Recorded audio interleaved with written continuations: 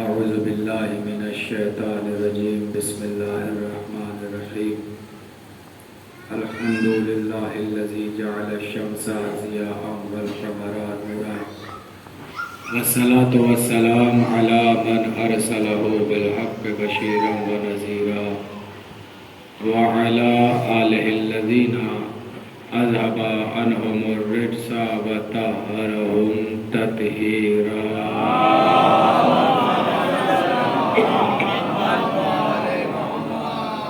السلام على عبد الله بن الحسين الطفل الرذيل مرمي السريح المشهد تمن المسعد تمه في السماء لعن الله ورملا بن كاهل الأسد. اللهم عرفني نفسك فإنك إن لم تعرفني نفسك لم أعرف رسولك. اللهم عرفني رسولك فإنك إن لم تعرفني رسولك لم أعرف حجتك. اللهم عرفني حجتك فإنك إن لم تعرفني حجتك ضللت عن ديني. اللهم كل وليك الحجة ابن الحسن العسكري صلواتك عليه وعلى آبائه في هذه الساعة وفي كل ساعة وليا وحافظا وقائدا وناصرا ودليلا وعينا حتى تسكنه أرضك طوعا وتمتعه فيها طويلا.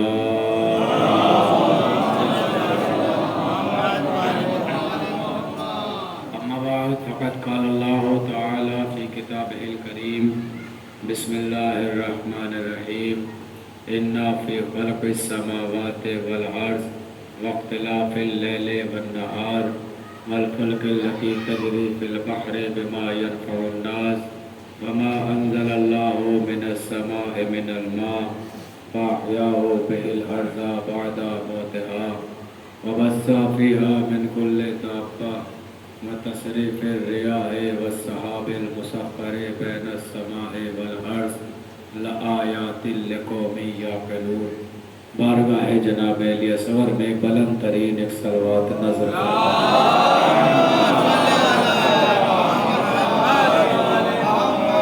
طبیعتوں پہ ناگوار نہ گزرے اور معصوم اذان عالیہ پر اثر انداز نہ ہو. تو آپ جتنے بھی بیٹھے ہیں بہت بیٹھے ہیں، بس مؤدبانہ التماس یہ ہے میرے قریب آ جائیں، تھوڑا سا مل کے بیٹھ جائیں تاکہ بغیر کسی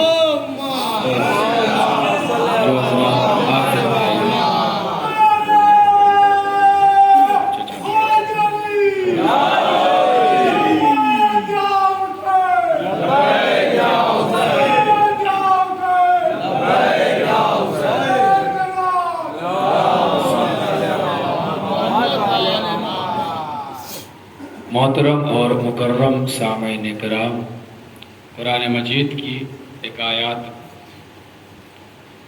آپ حضرات کی نظر فرمائی ہے اور اس ایک آیت ہی کو سرخی موضوع بنا کر انشاءاللہ گفتگو ہوتی ہے.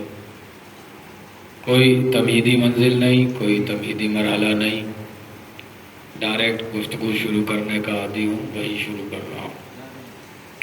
قرآن مجید کی جس آیت کو آپ حضرات کی نظر فرمایا ہے ایک عجیب گفتگو اور ایک اعجازی شان رکھتی ہے اپنے اندر، اور اس آیت میں اللہ بذات خود بات کر رہا ہے. اور بس اس بات کرنے کے انداز کو اگر آپ نے ملاحظہ کر لیا تو جتنے آپ بیٹھے ہیں سب مجھ سے جڑ جائیں گے. لفظ لفظ بغور سنیے گا.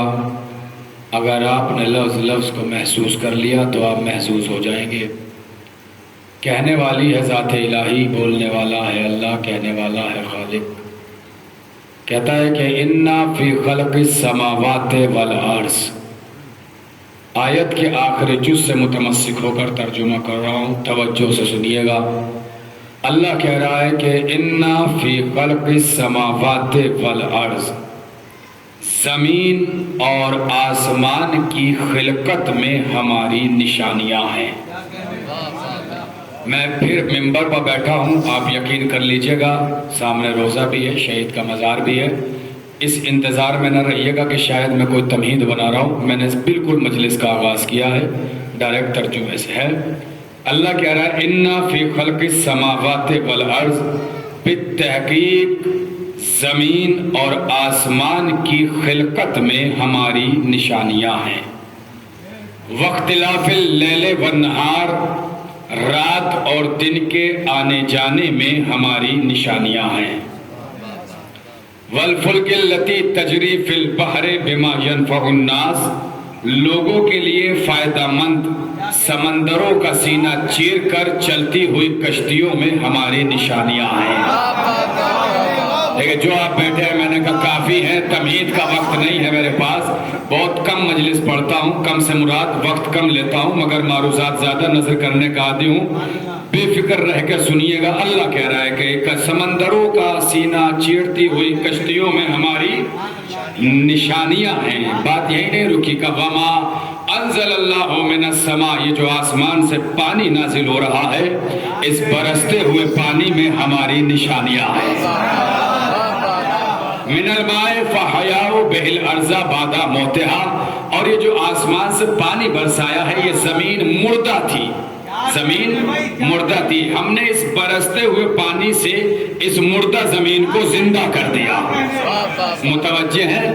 اس مردہ زمین کو زندہ کر دیا، یعنی کہ موت کے بعد زندگی میں ہماری نشانیاں ہیں۔ خدا را ذرا سی توجہ فرمائیے گا، موت کے بعد زندگی میں ہماری نشانیاں ہیں۔ پھر فرمایا وَبَثَّ فِيهَا مِن كُلِّ دَابَّةٍ، اور پھر ہم نے اس زمین پر طرح طرح کے جانداروں کو پھیلا دیا، ان پھیلے ہوئے جانداروں میں ہماری نشانیاں ہیں۔ سانپ چل رہا ہے، شیر چل رہا ہے، کتے بلی چل رہے ہیں، انسان چل رہے ہیں، جانور چل رہے ہیں، جتنے بھی جاندار ہیں، اللہ کہہ رہا ہے کہ ہر جاندار ہماری نشانیاں ہیں۔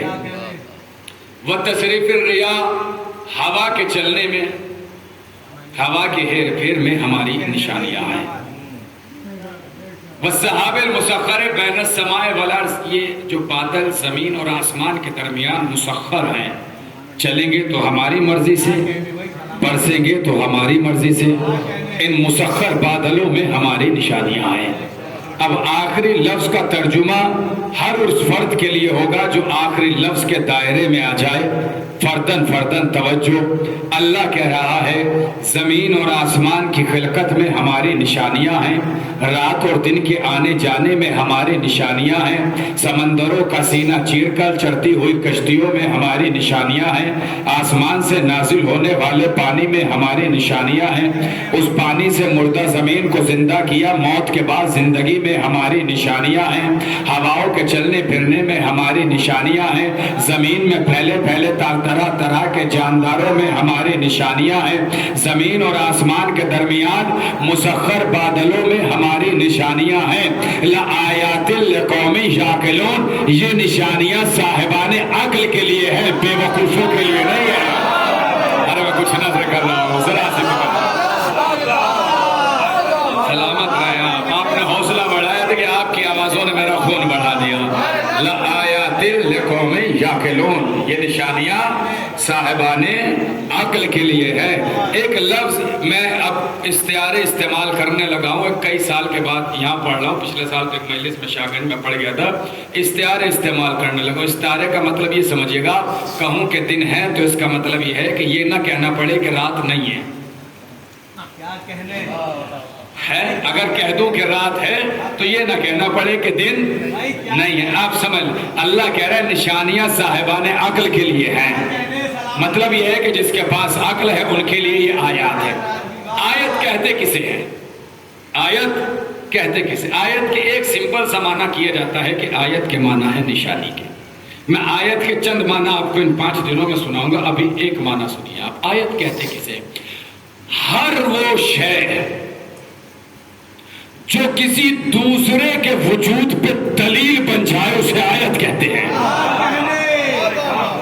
ذرا سی توجہ، ہر وہ شے جو کسی دوسرے کے وجود پر دلیل بن جائے اسے آیت کہتے ہیں۔ مثلا آپ نے دھوپ دیکھی، کیا سمجھ میں آیا؟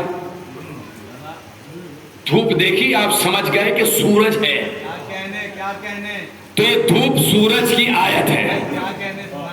آپ نے کہیں سے اٹھتا ہوا دھواں دیکھا، آپ سمجھ گئے کہ آگ لگی ہے. یہ دھواں آگ کی آیت ہے. یہ دھواں آگ کی آیت ہے. آپ گھر کے اندر بیٹھے تھے, کسی نے دروازے پہ نوک کیا, وہ آواز آپ کے کانوں میں آئی, آپ سمجھ گئے کہ دروازے پہ کوئی ہے. وہ آواز آیت بن گئی کسی کے وجود پر کہ جو دروازے کے پیچھے کھڑا ہے. ایک لفظ بہت خوبصورت کہنے جا رہا ہوں, سمجھ گئے تو بہت محظوظ ہو جائیں گے آپ. میں مجلس پڑھ رہا ہوں, جو سامنے بیٹھے ہیں وہ تو صرف دیکھ رہے ہیں اور سن بھی رہے ہیں, مگر جو نہیں دیکھ رہے ہوں گے ان تک میری آواز جا رہی ہے. یہ آواز بتا رہی ہے کہ مجلس ہو رہی ہے, کوئی پڑھ رہا ہے. میں نے کہا لفظ بہت خوبصورت کہنے جا رہا ہوں. یہ آواز جا رہی ہوگی نا, ایمانداری سے بتائیے, آپ فرش اعضا پہ قسم کھا کے بتائیے, آپ اگر یہ آواز میری باہر سنتے تو کیا سمجھتے؟ یہی نا کہ کوئی مولانا مجلس پڑھ رہے ہیں تو یہ آواز آیت بن گئی کہ مجلس ہو رہی ہے. مگر پھر لفظ کہوں, آیت صاحبان عقل کے لیے ہے. کچھ نظر کہنا چاہ رہا ہوں, ذرا سی توجہ. آیت ابھی بھی آپ کو توجہ نہیں. آیت صاحبان عقل کے لیے ہے. مطلب یہ ہے کہ جن کے پاس عقل ہوگی وہ سمجھ جائیں گے کہ یہ آواز دعوت دے رہی ہے مجلس میں چلو. یہ آواز دعوت دے رہی ہوگی کہ مجلس میں چلو. کیوں؟ اس لیے کہ آواز آیت ہے کہ مجلس ہو رہی ہے. مگر کیا کروں کہ آیت صاحبان عقل کے لیے ہے. ایک خوبصورت سا لفظ سن لیجئے پہلی مجلس میں اور پانچوں دن لطف آئے گا آپ کو. ایک لفظ ہوتا ہے شعور. یہ موضوع سے متمسک نہیں تھا, ویسے ہی مترضع کا عنوان. ایک لفظ ہوتا ہے شعور, ایک لفظ ہوتا ہے شور. شعور میں اور شور میں بس عین کا فرق ہے. جس کی عین گر جائے سمجھیے بس شور ہی شور ہے. ابھی بھی آپ متوجہ نہیں ہے. شعور والے فرش مجلس پہ نظر آئیں گے, شور والے باہر چوراہوں پہ نظر آئیں گے. اب اگر آپ کو کوئی پانچوں دن نہیں سوا 2 مہینے مجلسوں سے دور نظر آئے تو گھبرانا نہیں. بھائی کہہ کے پیچھے جلا بیچارے کی عین گری ہوئی ہے.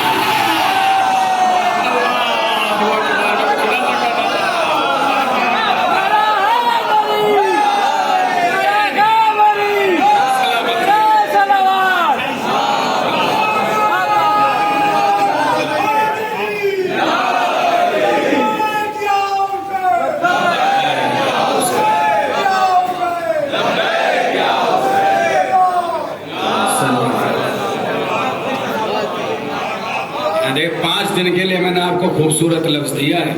جو مجلس میں نظر نہ آئے, آپ کو کہیں شور مچاتا ہوا نظر آئے, فوراً کہہ دینا بھیا عین گر گئی کیا. توجہ ہے آپ حضرات کی. آیت کے معنی کوئی وہ شے جو دوسرے کے وجود پر دلیل بن جائے. لفظ لفظ بغور سنیے گا. آیت کسے کہتے ہیں؟ جو کسی دوسری شے کے, دھواں آگ کے وجود پہ دلیل بنا, آگ کی آیت. دھوپ سورج کے وجود پہ دلیل بنی, آگ کی آیت, سورج کی آیت. آواز مجلس کے پہچان بنی, وجود پہ دلیل بنی, آیت. یہ ہے آیت.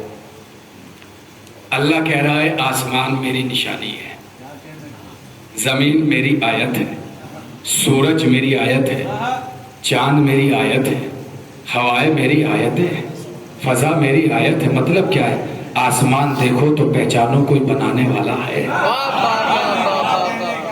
سورج دیکھو تو پہچانو کہ کوئی بنانے والا ہے.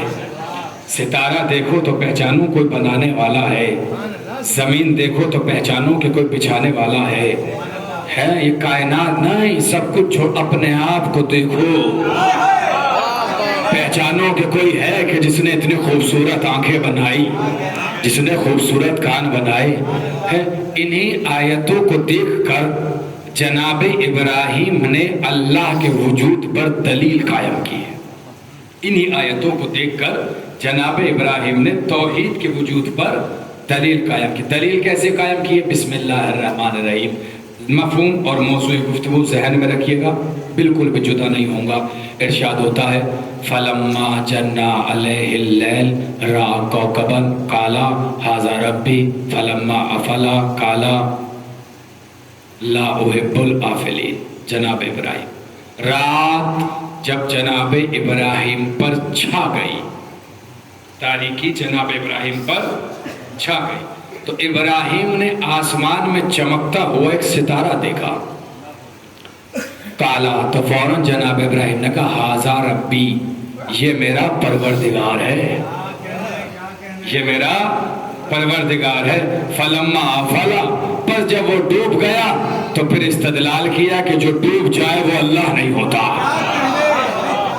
میں پہلی مجلس میں آپ کو اللہ سنا رہا ہوں، بغور سنیے گا، مچل جائیں گے آپ۔ ہے کیا استدلال قائم کیا؟ جو ڈوب جائے وہ اللہ نہیں ہوتا۔ کالا لا احب الافلین، پھر کہا میں ڈوبنے والوں سے محبت نہیں کرتا، میں ڈوبنے والوں سے محبت نہیں کرتا۔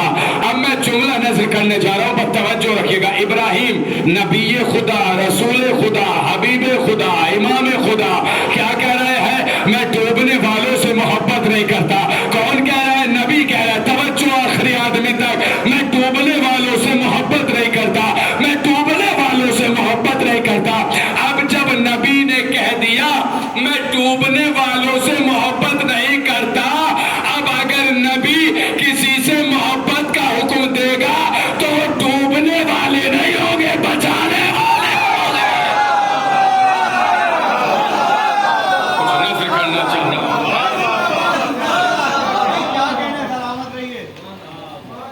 پہلے کولر سیٹ ہو جائے، جو چاہتا ہوں، خدا کی قسم آپ نے خون بڑھا دیا ہے۔ ایک ایک لفظ سنیے گا، ابھی مچلیں گے آپ۔ کیا دلیل قائم کی؟ کہ میں ڈوبنے والوں سے، نبی نے اگر کہہ دیا کہ میں محبت نہیں کرتا ڈوبنے والوں سے، اب اگر نبی کسی سے محبت کا حکم دے گا تو وہ ڈوبنے والے نہیں ہوں گے، وہ بچانے والے ہوں گے۔ 5 دن آپ کی بارگاہ میں ہوں، لفظوں کا ضامن ہوں، مشکوک نہ ہوئیے گا، حوالے مانگ لیجئے گا، دلیلیں مانگ لیجئے گا، ہے مگر سنیے گا۔ ابراہیم نے دلیل قائم کی، لا احب الافلین، میں ڈوبنے والوں سے محبت نہیں کرتا۔ لیجئے، فلما، اب جب ستارہ ڈوب گیا، فلما رأى القمر بازغا، تو آسمان میں چمکتا ہوا ایک چاند دیکھا، کالا ھذا ربی، تو کہا یہ میرا پروردگار ہے۔ فلما افلا، پس وہ بھی ڈوب گیا۔ پھر دلیل قائم کی، جو ڈوب جائے، جو ڈوب جائے وہ اللہ نہیں ہے۔ کالا لئن لم یہدینی لأکونن من الظالمین، ابراہیم نے کہا اگر میرا اللہ میری ہدایت نہ کرتا تو میں گمراہ ہو جاتا، میں چاند کو اپنا اللہ سمجھ بیٹھا تھا۔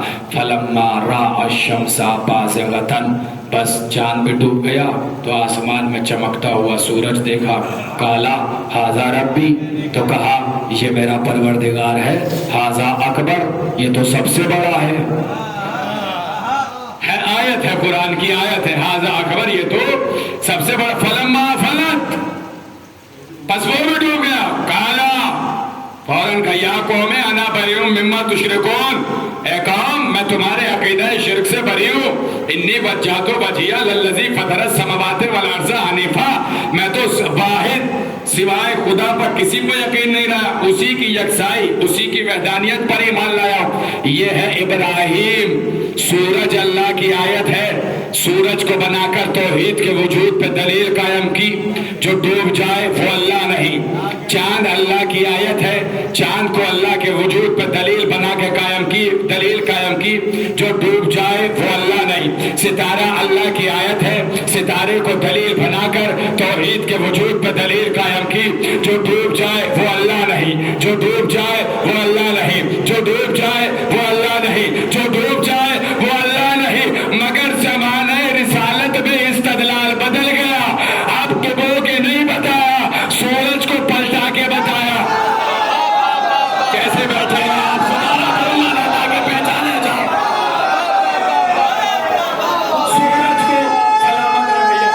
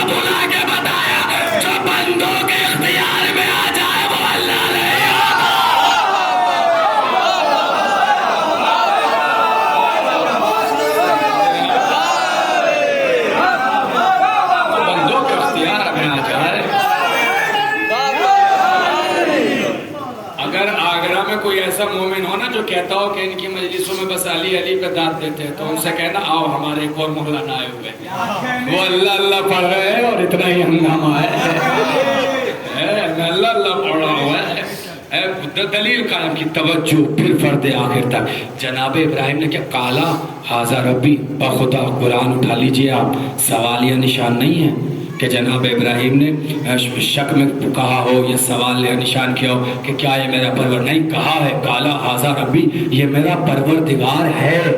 تو کیا واقعاً جناب ابراہیم انہیں اپنا اللہ سمجھ رہے تھے؟ آپ تو فوراً جلدی سے یوں کہیں گے نہیں، کیونکہ مجلس سے سننے کے عادی ہیں، مگر قرآن کیا ہے تو یہ کہہ رہی کہ ابراہیم نے کہا حاضہ ربی، یہ میرا پروردگار ہے، تو واقعہ اس کا نہیں۔ پھر وجہ کیا ہے کہ اس لیے کہ اس زمانے میں ستارے کو ماننے والے تھے، چاند کو ماننے والے تھے جو چاند کو خدا کہہ رہے تھے، سورج کو خدا ماننے والے تھے جو سورج کو خدا کہہ رہے، لہذا پہلے حاضہ ربی کہہ کے سب کو اپنی طرف متوجہ کیا، اور پھر دلیل قائم کی جو ڈوب جائے،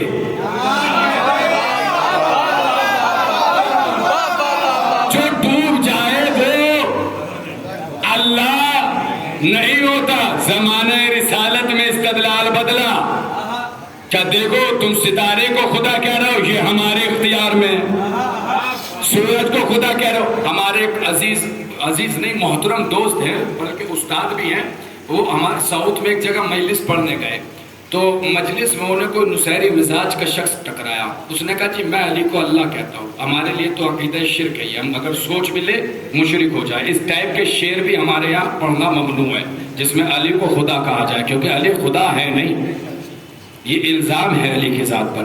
تو ایسے ہی تبصرہ ہونے لگا، وہ کہنے لگے جی آپ زبردستی اللہ اللہ، علی تو علی اللہ ہے، کہنے لگے کیوں؟ کہ بتائیے سورج کس نے بنایا، آپ کے اللہ نے یا میرے اللہ نے؟ کہنے والا ہے نصیری، بلب سنیے گا۔ تو فوراً مولانا ہمارے جو محترم بھائی تھے انہوں نے کہا جی آپ کے اللہ نے، چاند آپ کے اللہ نے بنایا ہے میرے اللہ نے؟ انہوں نے کہا جی آپ کے اللہ نے۔ ستارہ آپ کے اللہ نے بنایا ہے میرے اللہ نے؟ کہا جی آپ کے اللہ نے۔ کائنات آپ کے اللہ نے بنائی ہے میرے اللہ نے؟ کہا جی آپ کے اللہ نے۔ کہا لوگوں کو انسانوں کو آپ کے اللہ نے بنایا ہے میرے اللہ نے؟ کہا جی آپ کے اللہ نے۔ کہا فرش کس نے بچھایا آپ کے اللہ نے یا میرے اللہ؟ انہوں نے کہا جی آپ کے اللہ۔ کہا جب سب کچھ آپ کے اللہ میرے اللہ نے بنایا ہے تو پھر آپ کے اللہ کے پاس کیا ہے؟ فوراً پلٹ کے کہا کہ آپ کا اللہ کیسے بیٹھے ہیں آپ؟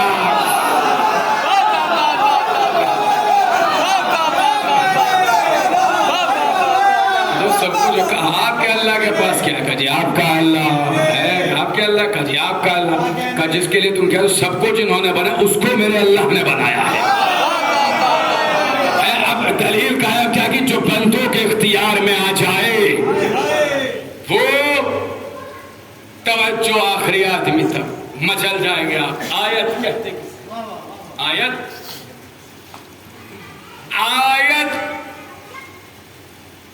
جہاں اصول عادت ٹوٹ جائے اسے آیت کہتے ہیں۔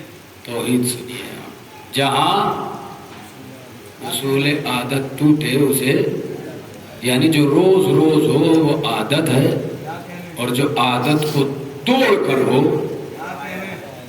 وہ آیت ہے۔ مسئلہ سورج اللہ کی آیت ہے، مگر بچپن سے لے کے جوانی تک، جوانی سے لے کے بڑھاپے تک، پیدائش سے لے کے موت تک آپ نے سورج کو مغرب سے نکلتے دیکھا، مشرق سے نکلتے دیکھا، مغرب میں ڈوبتے دیکھا، یہ عادت بن گیا،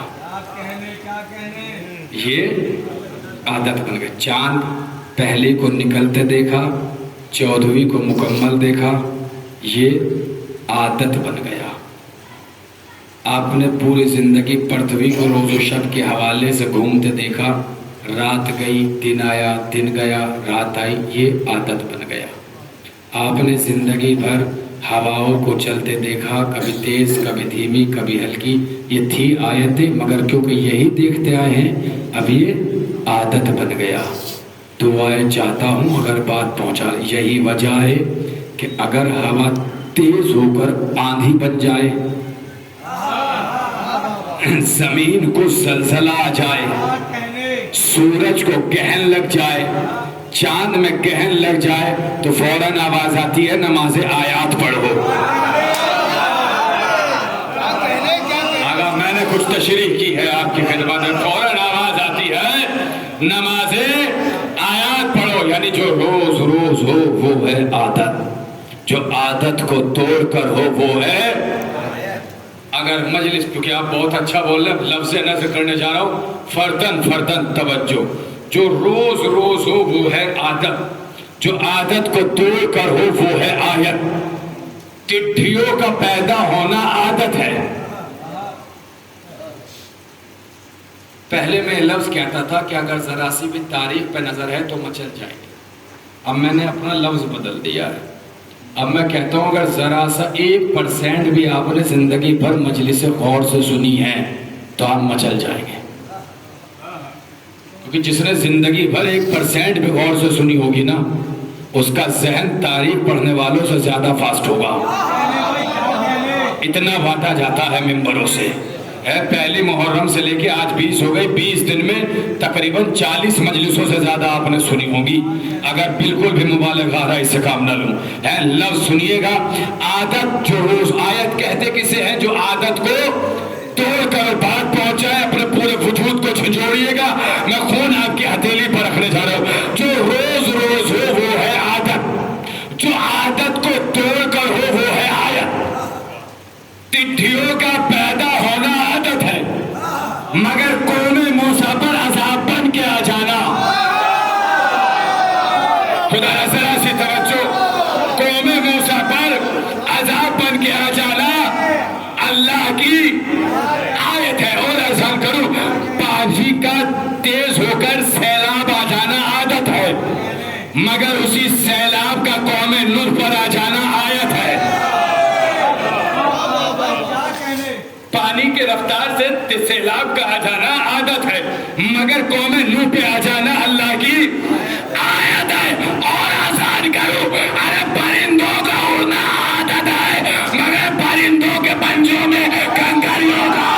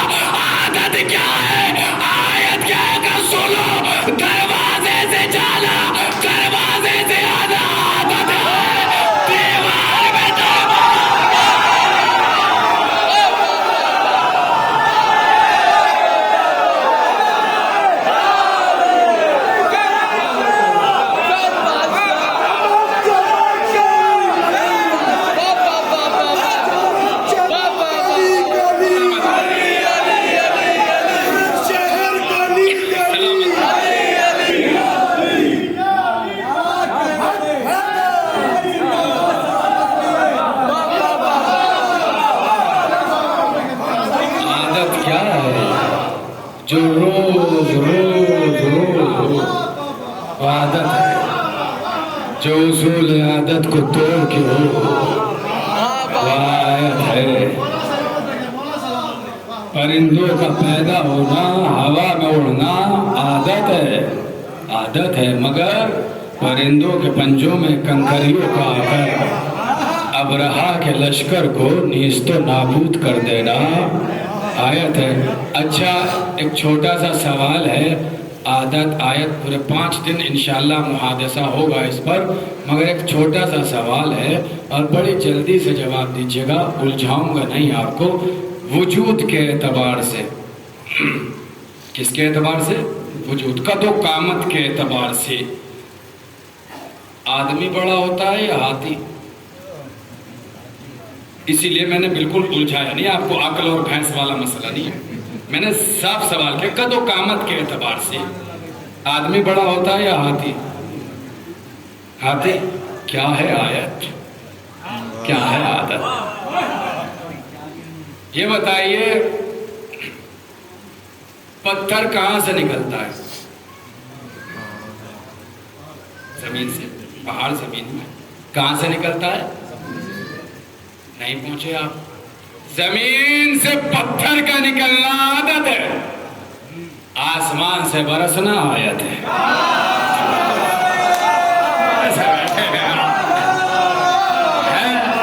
زمین سے پتھر کا نکلنا عادت ہے، آسمان سے پتھر کا گرنا آیت ہے۔ میں پھر آپ سے سوال دے رہا ہوں، آپ نے کہا ہاتھی بڑا ہے، پروردگار دو آیتیں دیکھی، جب آسمان سے پتھر گرے، ایک مرتبہ بڑے سے ہاتھی پر چھوٹی سی کنکر،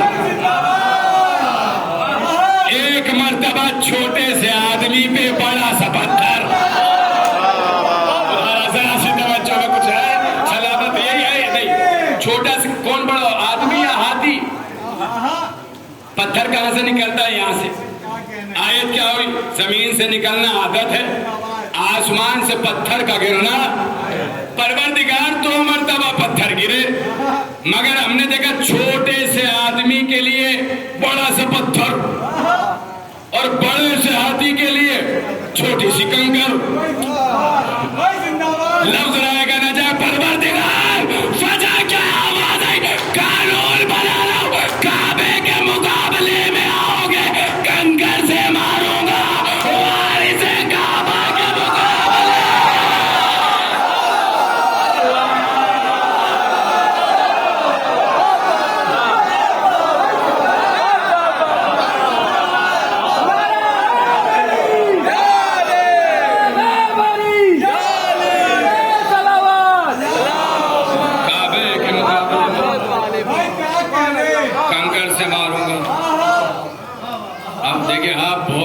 سن رہے ہیں اس لیے لفظ روک نہیں رہا ہوں، مگر بہت خوبصورت لفظ نظر کرنے چاہ رہا ہوں۔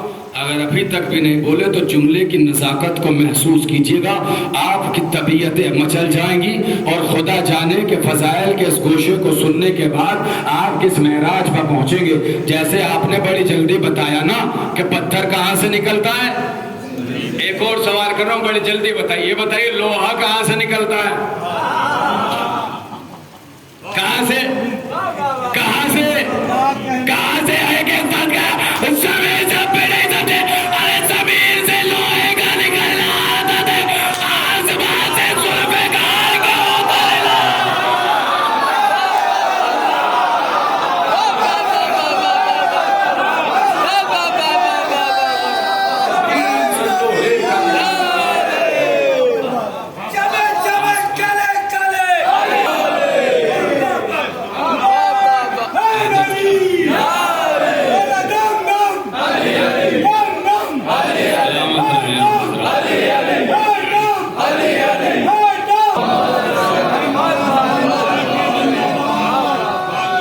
زمین سے نکلنا عادت ہے، آسمان سے اترنا آیت ہے۔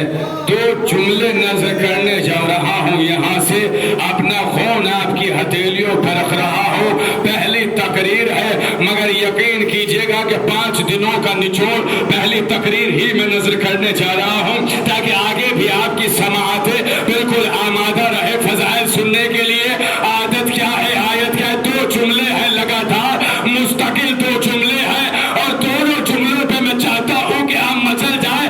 عادت کیا ہے، آیت کیا کہ سنو، زخم کھا کے رو دینا عادت ہے، تیر کی زد پہ مسکرانا۔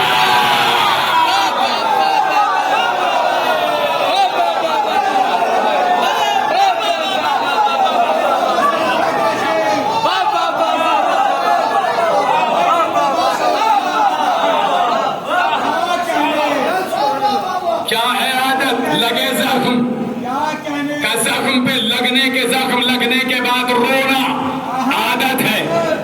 نہیں بھی اگر رو رہے ہیں مغموم ہونا، کم سے کم منہ بنانا، کم سے کم نہیں، چوٹ لگا کے دیکھیے آپ، ہو سکتا ہے کہ جوانی کے جوش میں آپ روئے نہ، مگر تکلیف کے مارے ہاتھ تو پکڑ لیتے۔ یہ ہے عادت۔ مگر تیر کی میں نے کہا اگر سینے میں دل میں دھڑکنوں بے علی ہو تو بازوؤں کی مچھلیوں کو جگانا۔ میں جملہ نظر کرنے جا رہا ہوں، میرا لفظ رائے گا نہ ہو،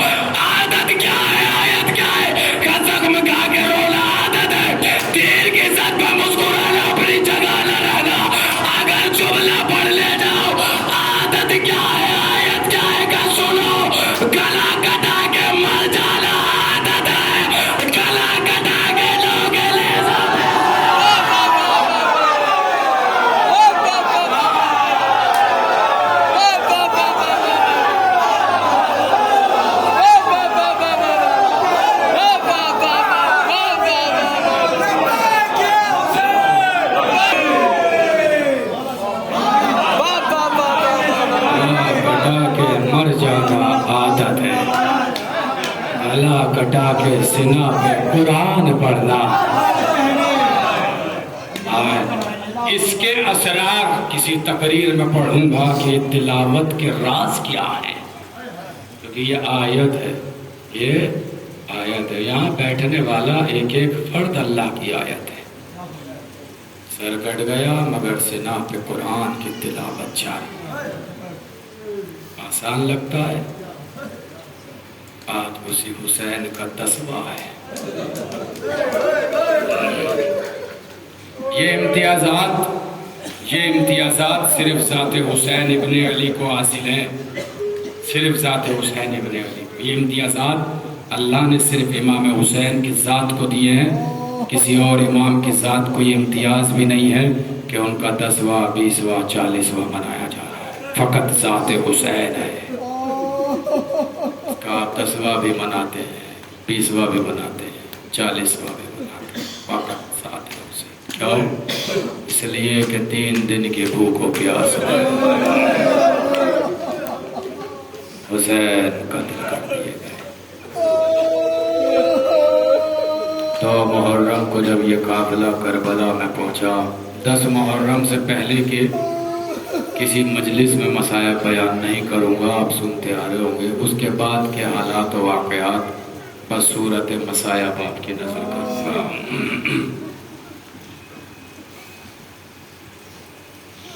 جب حسین کا قافلہ کربلا میں وارد ہوا، سنتے ہیں آپ، بس خود کو جوڑنے کے لیے لفظ یاد دلا رہا ہوں.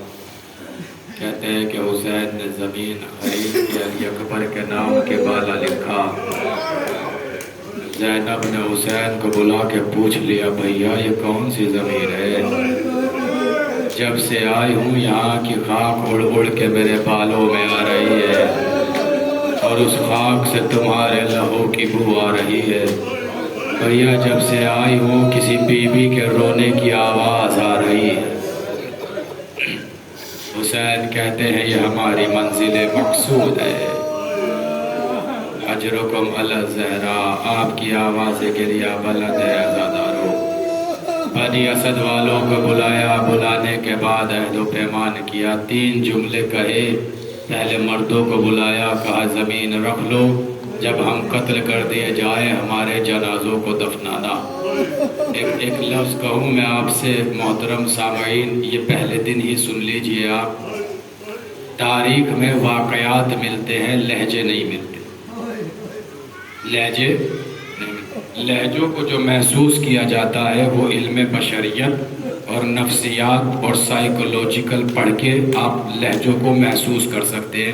مثلا خوشی کا لہجہ الگ ہوتا ہے، غم کا لہجہ الگ ہوتا ہے، پیار و محبت کا لہجہ الگ ہوتا ہے، غصے کا لہجہ الگ ہوتا ہے، تبریک کا لہجہ الگ ہوتا ہے، تعزیت کا لہجہ الگ ہوتا ہے.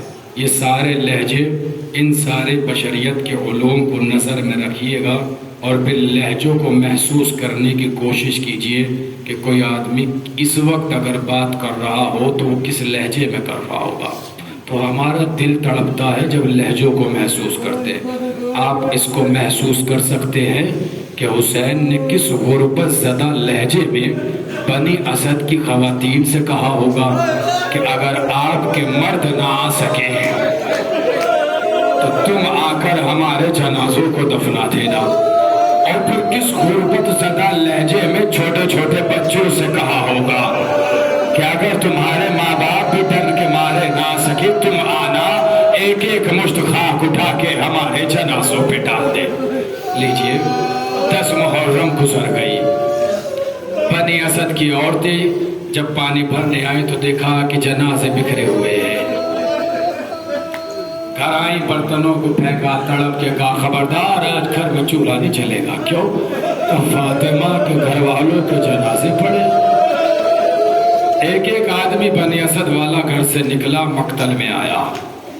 اس سے زیادہ میں مسائب میں طاقت نہیں لگا سکتا، بس لہجوں کی نزاکتوں کو سمجھیے گا. آیا آگے مقتل میں پریشانی کے عالم میں کھڑے ہیں سارے، جنازے میں دفنا رہے ہیں. جانتے ہیں دفنا کیوں نہیں رہے ہیں، پریشان کیوں؟ اس لیے کہ جنازوں کی پہچان سروں سے ہوتی ہے، اور وہاں پڑے کسی جنازے پہ کوئی سر نہیں تھا۔ پھر لہجے کو محسوس کرنا، خدا نے لفظ روز کہوں گا، سوچنا۔ تاریخ نے مقتل نے لکھا ہے کہ دیکھا دور سے کوئی لاغر شخص چلا آ رہا ہے، وہ کوئی اور نہیں تھے، وہ چوتھے امام تھے۔ آپ نے لہجے کی نزاکت کو محسوس نہیں کیا۔ 24 سال کے جوان کے لیے لکھا ہے، ایسا لگ رہا ہے جیسے لاغر شخص آ رہا ہو۔ 24 سال کا گھڑیل جوان آئے، لوگوں نے پوچھا آپ کون؟ کہا انا علی بن الحسین۔ مولا کب سے چاہتے ہیں کہ جنازوں کو دفنائیں، مگر مولا دفنا اس لیے نہیں پا رہے ہیں کہ پہچان نہیں ہو پا رہی ہے۔ امام نے کہا چلو میں پہچان کراتا ہوں۔ امام نے قبر بنوائی، کہا اس میں میرے پاپا حسین کو اتارو۔ حسین کو قبر میں اتارا۔ سنیں گے جملہ، حسین آج بھی اپنی قبر میں اکیلے نہیں ہیں۔ حسین کے سینے پہ سید سجاد نے 6 مہینے کے بچے کو بھی سلایا ہے۔ شاید یہی وجہ رہی ہوگی کہ رخصتی کے وقت حسین نے سکینہ سے کہا تھا بیٹی آج سے ترتیب بدل گئی ہے، تم اماں کے پاس سونا، اسلحہ ہمارے سینے پر۔ آج تک حسین حسین کے سینے پر سو رہے ہیں۔ حسین کی بائیں تھی قبر بنوائی، اور قبر بنوا کر اس قبر میں جناب علی اکبر کو اتارا، اور ایک عجیب جملہ کہا امام نے، سنیں کہتے ہیں میرے بابا کو میرے بھائی علی اکبر کی دوری برداشت نہیں تھی۔ ہاں میں نے جملہ کہا میرے بابا کو میرے بھائی کی دوری برداشت نہیں تھی۔ ارے جسے دوری برداشت نہ ہو اس نے سینے سے برچی کا پھل کیسے نکالا ہوگا؟ اجرکم علی الزہرا، اجرکم علی الزہرا۔ مولا طاقت دے دا کہ 3-4 جملے پڑھ لے جاؤ۔ کہتے ہیں کہ علی اکبر کو قبر میں اتارا، آخر میں امام نے پوچھا، اب سنیے گا یہاں سے 2 جملے۔ امام نے پوچھا کیا کوئی جنازہ رہ گیا ہے کہ جسے ابھی تک دفن نہ کیا گیا ہو؟ تو کہا ہاں ایک جنازہ رہ گیا ہے جو لب فرات پڑا ہے، مگر جنازہ اتنا خستہ ہے سرانے سے اٹھاؤ تو پایتی زمین پر آ جاتا ہے۔ امام نے دھڑک کے کہا وہ میرے چچا عباس کا جنازہ ہے۔ میں نہیں بھی پڑھ پایا تو بھی آپ کی آواز عرش کی تنابوں سے ٹکرائے گی۔ کہتے ہیں کہ وہ میرے چچا عباس کا جنازہ ہے۔ سید سجاد لب فرات ہے، گلیم چادر یا چٹائی میں جنازے کو لپیٹا۔ لپیٹنے کے بعد میری طرف دیکھو، یہی دکھانا مصائب ہے۔ اگر سمجھ لیا وہ عباس کہ جو گھوڑے پہ بیٹھتے تھے تو قدم زمین پہ خط کھینچتے